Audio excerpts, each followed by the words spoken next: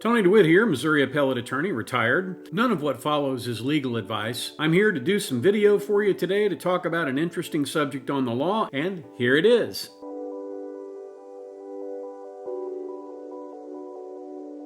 All right, it's day 4.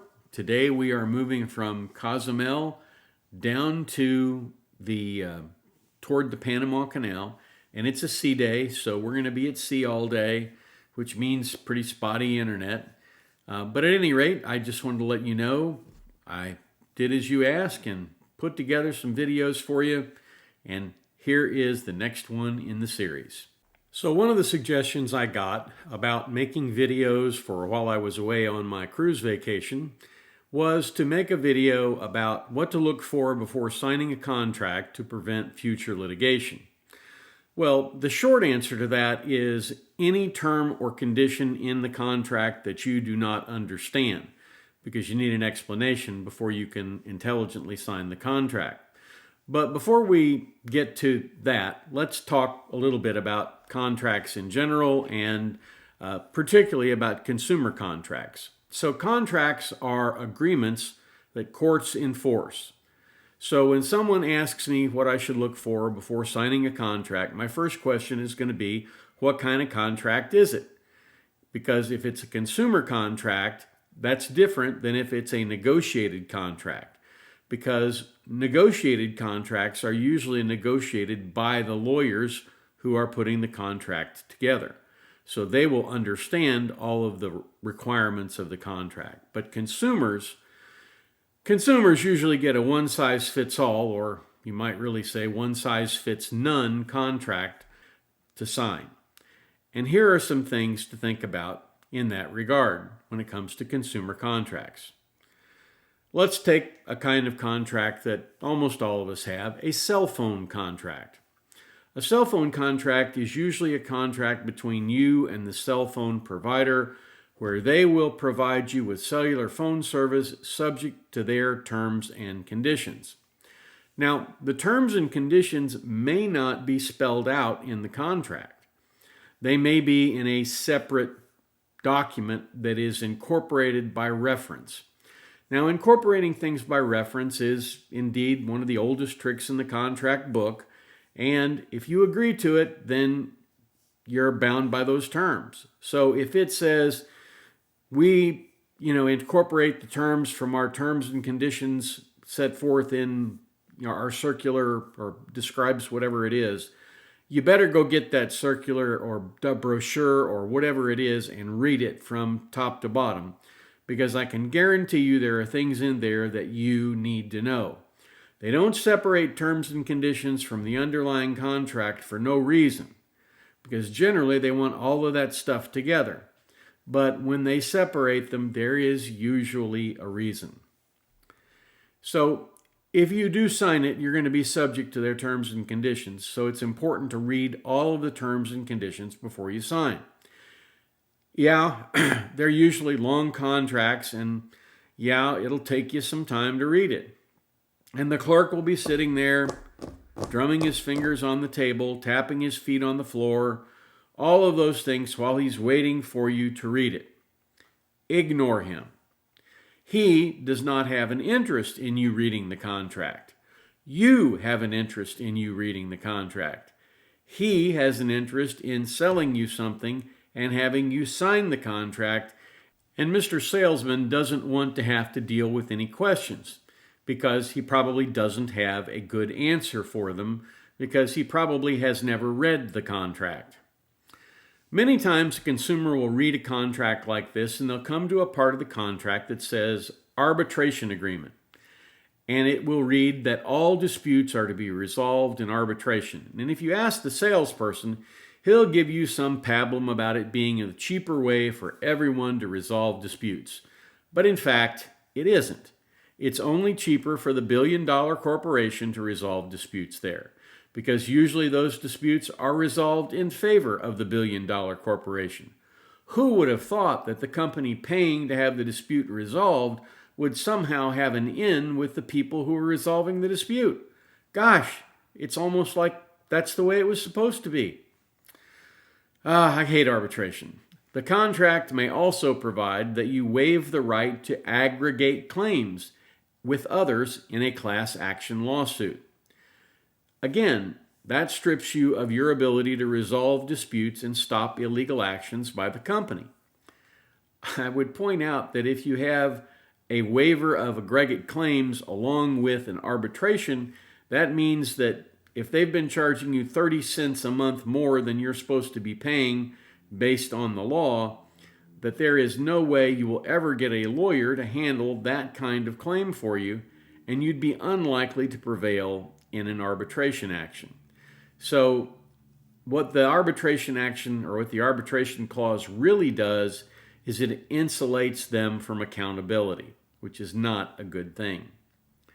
If you find these kinds of clauses in a cell phone contract, find another provider.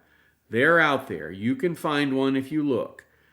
Trust me, you don't want to be in a commercial relationship with somebody who, if they screw up or if they attempt to extort money from you in some unlawful manner, that you can't take into a court of law and sue. Now, suppose you come to some weasel wording about the company makes no representation with regard to cellular tower uptime or other ability to complete calls at any given time. If you ask the salesperson, he will tell you that they've never had a problem with that. But that just means he's never had a problem with that. It doesn't mean that the company hasn't. What he doesn't add is the word yet. We haven't had a problem with that yet. The bottom line is that the airwaves are becoming more and more crowded, and that interference in cell phone towers is likely to occur and likely to affect your ability to get a call through. By making a representation that there's no guarantee of any particular amount of uptime, that virtually ensures that you can't sue them for not being able to use the phone that you're paying $50 to $500 a month for. But here's the interesting thing. If you ask a person who represents a company what a term in a contract means or whether you will be held to it, and they say, oh, don't worry about that. We never enforce that provision. We never hold anybody to that. Just keep in mind that that's not a promise from the company. Now, you may think it is, and indeed that's exactly what they want you to think. That is an expression of an opinion from somebody who works for the company. And while they may expect you to rely on it, courts have held that you have no right to rely on it because that was a lowly salesman, and decisions of that nature are made up at the top of the corporation. As a result, once again, you are not going to be able to get relief from the courts in that way. The only way to make sure you will get a good understanding of what the contract means is to take it to a lawyer and have him analyze it and tell you all about it. Will it cost you somewhere between $100 and $300 to do that? Sure, it might. But it also might well be worth it in the end, particularly if it's a consumer loan contract or a lease agreement, that sort of thing. The truth is, whether you're buying a house, a car, or just cell phone service, anything that requires you to sign a contract, you should ask to see the contract and take it home before you sign it. Don't ask to see it after you've signed it. You've already signed it. Look at the contract before you sign it. Read it through. Take a big old yellow or pink highlighter and highlight that dickens out of that thing for anything that you have a question about. If there's anything in that contract that you think might be a deal breaker and you don't understand exactly what the company means by what they say, then you're going to have to get some kind of a read on it. Now, sometimes you can find somebody in the upper echelons of management who is a corporate officer who might be able to tell you what that means. And the clerks might very well put you in contact with them. But the problem with that is it means what it means to him, and a court may decide something else. So it's always a good idea to get an independent read from an attorney. It's sometimes difficult to figure out exactly what they mean when they write these contracts because the terms are all legalese and they're not in plain English and they refer back to other paragraphs. It can be quite the chore to read a contract of that nature. Quite often, you are not going to get a response to an inquiry about what something means in a contract, even from a salesperson, even from somebody who is a supervisor of that salesperson, maybe even from somebody who is there at the business and they are the top dog. Because for the most part, it's just going to be an expression of an opinion. One of the things that often gets people into trouble, contract-wise, is a loan contract. When you execute a loan contract, for example, with the purchase of a new vehicle, you are usually signing two important documents. One of them is the note. This is the promissory note that binds you to pay the money back. It's the legal document that you'd be sued upon if for some reason you didn't pay the full amount of money that the car or that you financed. The other agreement is called a security agreement. And a security agreement is essentially you saying that you grant to the person loaning you the money a security interest in your property. That security interest is then filed with the state where you bought the car, so that at some point in time, if you miss too many payments or otherwise default on the loan, they can go and repossess the car and get legal title to your car because you signed an agreement that said you wouldn't object. One of the things that's very important to look for is to look and see what happens when you miss a payment. In some consumer contracts, it's automatically a default. And a couple of things happen, particularly in credit card contracts, when you have an automatic default. If you automatically default on a credit card contract, that 16% interest rate that you've been paying all of a sudden jumps up to 27%, which is the maximum amount allowed under the law of the state where the card is issued. So one of the things to know is how long you can go without making a payment before it goes into default. Now, I know what you're thinking. You're buying a car. You're not going to default on this note. Why would I even be interested in that? Well, believe it or not, things change. And divorces happen. Companies close. People do stupid things and get themselves fired. All of these things can put you in a world of hurt, of course, and strip you from your ability to move from one place to another if you don't understand that what happens when you miss a payment or miss two payments is that they come and repossess your car. So forewarned is forearmed in that situation, and that's important. A good friend of mine was happily married, or so he thought, until one day he came home and he found his wife with another man, doing things that we can't talk about here, but they weren't playing Parcheesi. In the ensuing divorce, even though he was not at fault, he lost his house and his car. He was able to sell the house, but not his car. He went into a bagel store one day and thought that his car had been stolen when he came out because he left it in one place and it wasn't there. And when he called the police, they said, "Hey, dummy, your car's been repossessed. You should make your payments." He had a 6-mile walk back to his house. I think it taught him a pretty big lesson. He knew he was behind on his payments, but it never occurred to him that they'd repo his car. If he'd read the contract or if he'd been willing to work with the bank, it might not have happened. But it did, and he wound up having to buy a really cheap $600 car with the very last bit of his savings because he'd just lost his job. And not being financially savvy, he didn't realize that when you have a default like that, your insurance rates go up. And also that future employers check to see what your credit is. And if your credit is bad, many of them will not hire you because they're afraid that you're going to want a little additional compensation that you're going to get, maybe not legally, from the company. And then another thing, the fact of the matter is, sometimes you'll wind up in bankruptcy. So my friend, eventually working hard, he was able to pull himself back up to, and avoid bankruptcy. But he often says it was only one whisker away from where he was when that car was taken.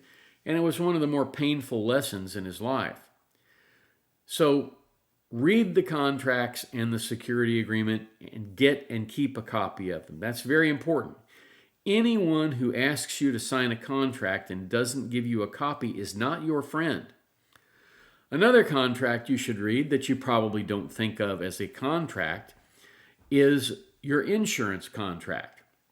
When you buy homeowners insurance, you are entering into a contract with the insurer, and you're bound by the terms of that contract. Of course, you'll never see the actual contract at the time you take out the insurance and pay for it. That comes in the mail weeks later. But in nearly every state, the courts engage in a fiction.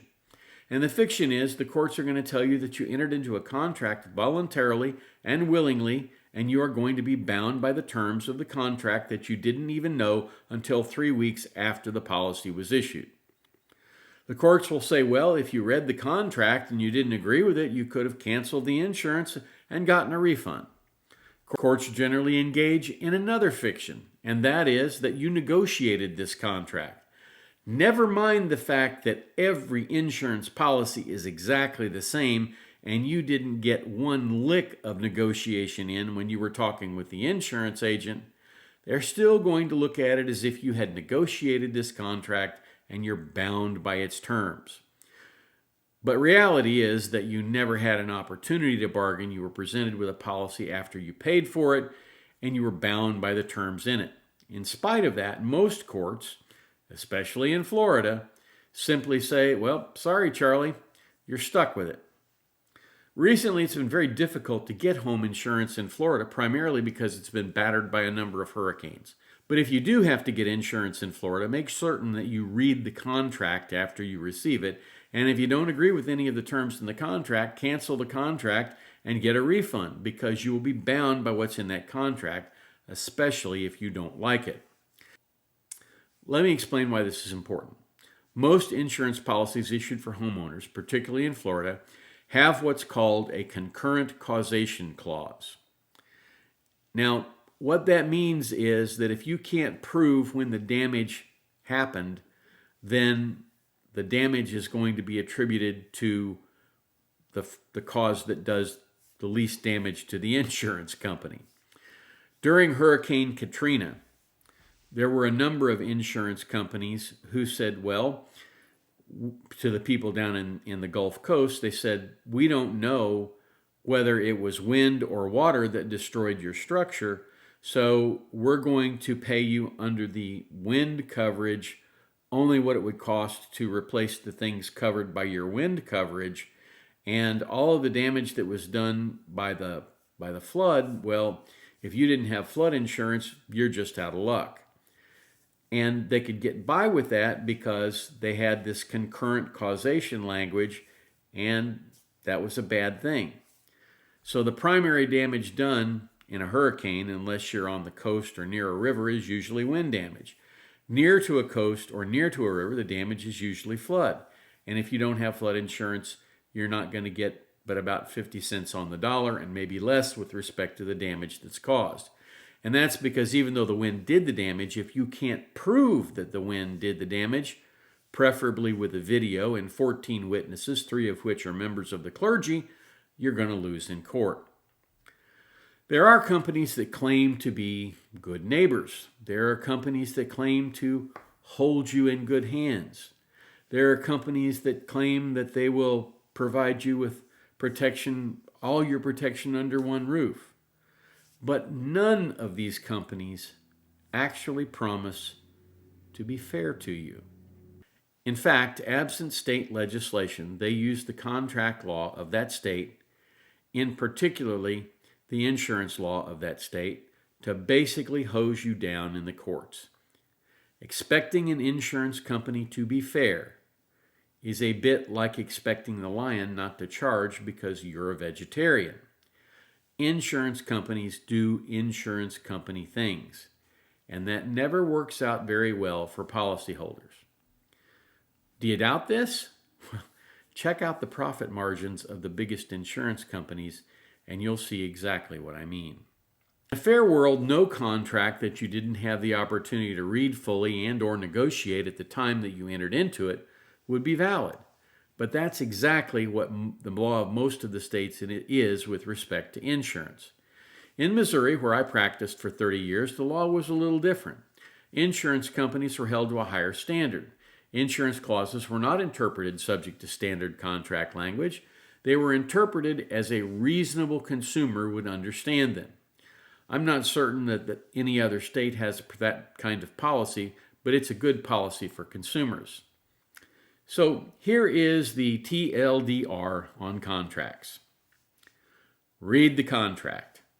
Then reread the contract. Highlight the contract for anything that you do not understand.